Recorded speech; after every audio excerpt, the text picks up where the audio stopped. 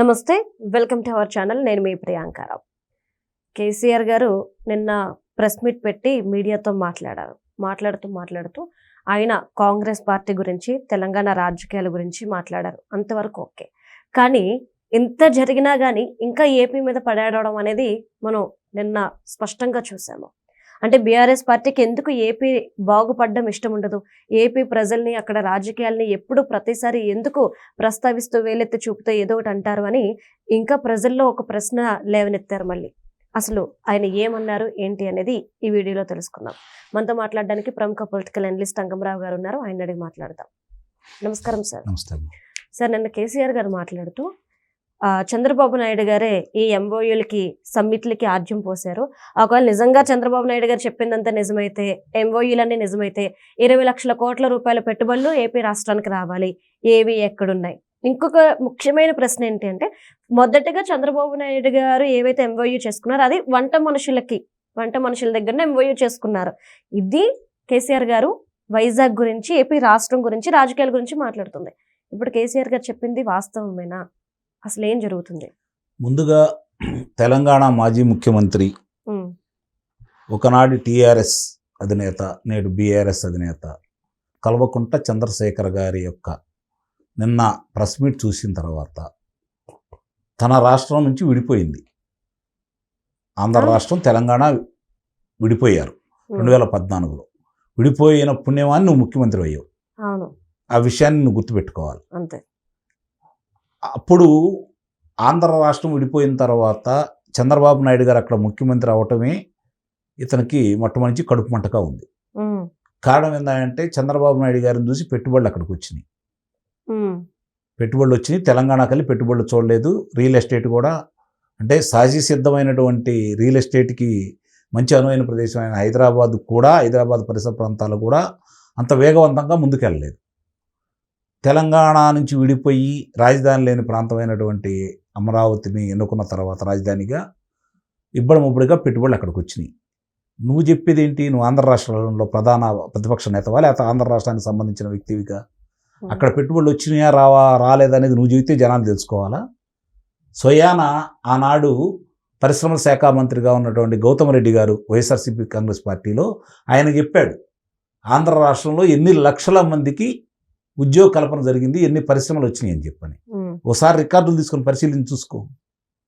అయినా ఇంకా కూడా ఆంధ్ర మీద కడుపు మంట, చంద్రబాబు నాయుడు గారి మీద కడుపు మంట ఎందుకు ఉంది అంటే, ఇక్కడ ఇవాళ కాంగ్రెస్ దెబ్బకి ఆయన అధికారం కోల్పోయాడు. కాంగ్రెస్ పార్టీ తరఫున రేవంత్ రెడ్డి గారు ముఖ్యమంత్రి, కాంగ్రెస్ పార్టీ ముఖ్యమంత్రి రేవంత్ రెడ్డి గారు. అయినా సరే ఒకనాడు సహచరుడు ఆయనతో పాటు, ఒకనాడు తెలుగుదేశం పార్టీ వ్యక్తి కాబట్టి ఇప్పటికీ చంద్రబాబు నాయుడు గారి గురించి మాట్లాడితే, రేవంత్ రెడ్డిని చంద్రబాబు నాయుడిని ఒకే విధంగా గాడి కడితే, వాళ్ళిద్దరూ ఒకటే అనే భావం కనుక ప్రజల్లో కల్పిస్తే, మళ్ళీ తెలంగాణ సెంటిమెంట్ని రైజ్ చేసేసి వీళ్ళిద్దరూ ఒకటే అని చెప్పని 2018లో ఎన్నికల్లో లబ్ధి పొందిన విధంగా మళ్ళీ లబ్ధి పొందాలని చెప్పని అతను ఆలోచిస్తున్నాడు. అందుకని మళ్ళీ పదే చంద్రబాబు నాయుడు గారిని ఈరోజు నిన్న ఆయన కించపరుస్తూ మాట్లాడటం కూడా జరిగింది. ఎంఓయూలు ఎంత జరిగినాయి అని చెప్పని ఒక మాజీ ముఖ్యమంత్రిగా 9 సంవత్సరాల చిల్లర నువ్వు చేసావు కదా ముఖ్యమంత్రిగా తెలంగాణ రాష్ట్రానికి. కనీసం అవగాహన నీకు లేదా? ఏం వచ్చినాయి ఏం రాలేదని తెలియలేదా? ఈరోజు రేపు పొద్దున నిజంగా నువ్వు అన్నట్టు ఏం జరుగుతున్నాయి ఏంటంటే, అక్కడికి వచ్చి ఒకసారి చూడు, విశాఖపట్నం చూడు, తిరుపతి చూడు, అనంతపురం జిల్లా వెళ్ళి కియా పరిశ్రమను చూడు, శ్రీ సిటీ వెళ్ళి చూడు, ఈరోజు రాజధాని ప్రాంతంలో ఒకసారి వెళ్ళి చూడు. నువ్వు విద్యా సంస్థలు ఏమన్నా తీసుకురాగలిగావా? అంతకుముందు వచ్చినాయి తప్ప కొత్తగా. ఈరోజు చూడు, 5 విద్యా సంస్థలు, అంతర్జాతీయ విద్యా సంస్థలు, అంతర్జాతీయ ప్రమాణాలతో ఉన్నటువంటి భారతదేశంలో పేరుకన్న విద్యా సంస్థలు అమరావతిలో జరుగుతున్నాయి. ఒకవేళ నువ్వు అన్నా కాకపోయినా, నువ్వు ఒకవేళ ఎన్ని చెప్పినా నిన్ను ప్రజలు నమ్మే పరిస్థితి లేదు. ఈరోజు తెలంగాణలో కూడా చేతులా మీరే చేసుకున్నారు, ఎవరూ చేయలేదు. ఇక్కడ తెలంగాణ ఉద్యమంలో గతంలో అది పురుడు పోసుకుంటే, నీ హయాంలో నీ ద్వారా 10 సంవత్సరాల పైన ఉద్యమం నడిపితే, 13 సంవత్సరాలు నువ్వు ఉద్యమం నడిపితే, మంచైనా చెడైనా తెలంగాణ వచ్చినందుకు నీకు పేరు వచ్చింది, నిన్ను ముఖ్యమంత్రిని చేశారు. అవును. అందుట్లో ఎలాంటి సందేహం కూడా ఏం లేదు. రెండో మాట లేదు, ఒప్పుకుంటాం దానికి, అనుమానమే లేదు దాంట్లో. సరే, ఎవరి ద్వారా వచ్చిందా ఏంటనే తీసేస్తే నీ హయాంలో వచ్చింది కాబట్టి నిస్సందేహంగా ఆ క్రెడిట్ నీకే దక్కింది. ప్రజలు కూడా నిన్ను నమ్మి రెండోసారి కూడా ముఖ్యమంత్రిని చేశావు. మరి అలాంటి నిన్ను ఈరోజు ఎందుకు ఓడిచ్చారు?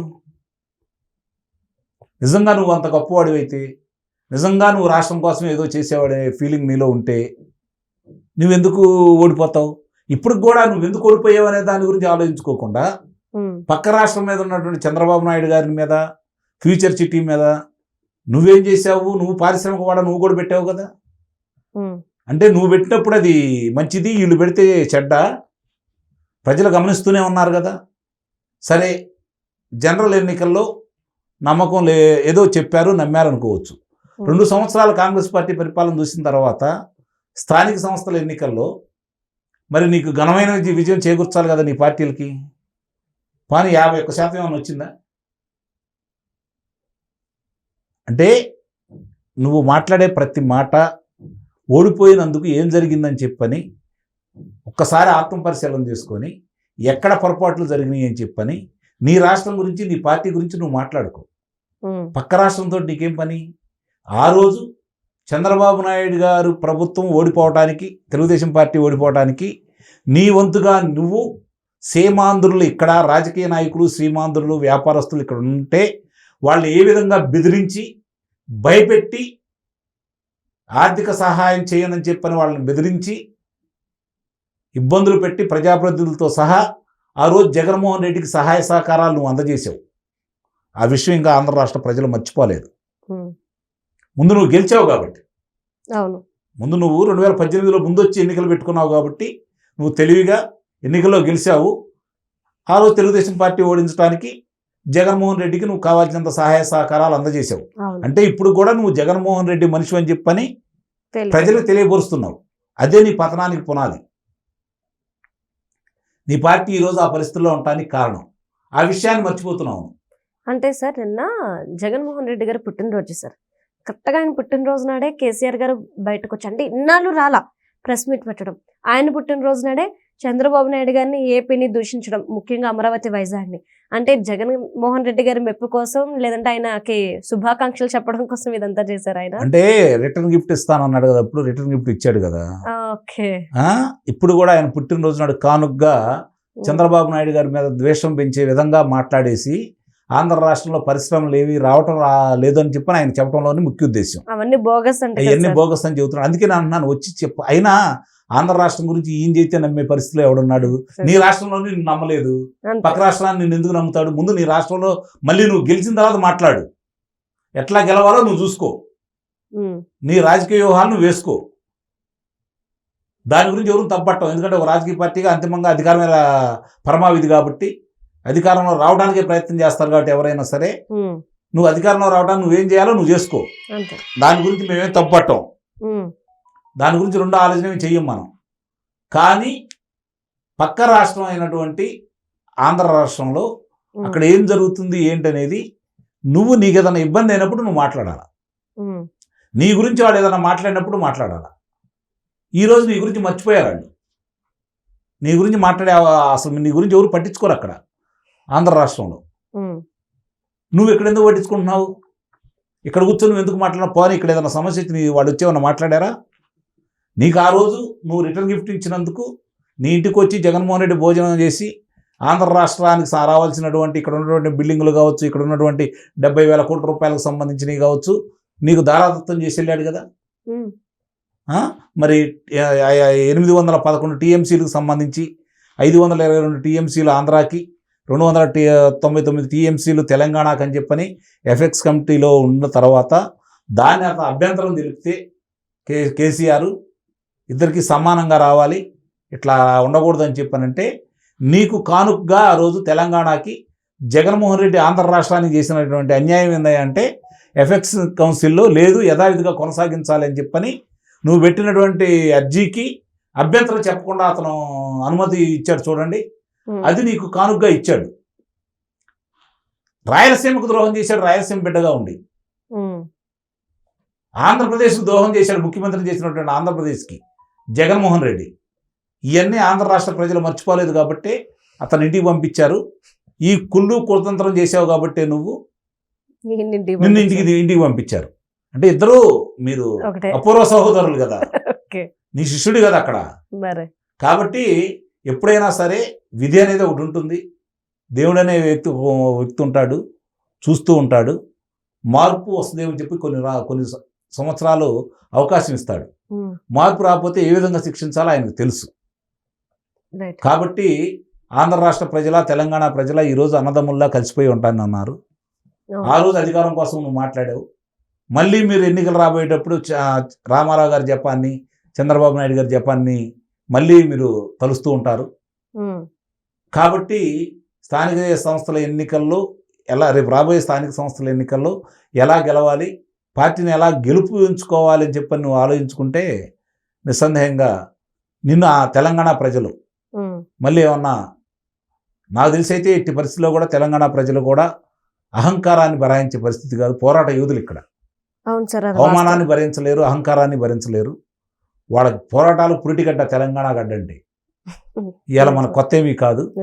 కాబట్టి న్యాయ నిర్ణేతలు వాళ్ళే. రేపు ఎవరిని ఆమోదిస్తారో, ఎవరిని కింద పడేస్తారో ప్రజల నిర్ణయం. అంతే. ఆంధ్ర రాష్ట్రం అయినా, తెలంగాణ రాష్ట్రం అయినా, భారతదేశంలోనైనా. కాబట్టి నువ్వు చెబితే వినేవాళ్ళు లేరు ఆంధ్ర రాష్ట్రంలో. నువ్వు జాకీలు పెట్టి జగన్మోహన్ రెడ్డిని లేపాలన్నా కూడా లేపే పరిస్థితిలో లేదు. ముందు నువ్వు లేచి కూర్చో, నుంచో, ఓపికగా మాట్లాడు. నీ తెలంగాణ ప్రజల కోసం, తెలంగాణ రాష్ట్రంలో వాళ్ళకి ఏదైనా అన్యాయాలు జరుగుతుంటే దాని మీద పోరాడు.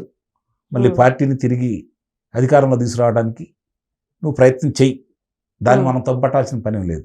కానీ ఆంధ్ర రాష్ట్రానికో, ఆంధ్ర రాష్ట్రం గురించో, చంద్రబాబు నాయుడు గారి గురించో మళ్ళీ ఏడుపులు అనేది మానేయండి అని చెప్పనైతే నేనైతే కోరుకుంటున్నాను. Okay, right. Thank you so much sir.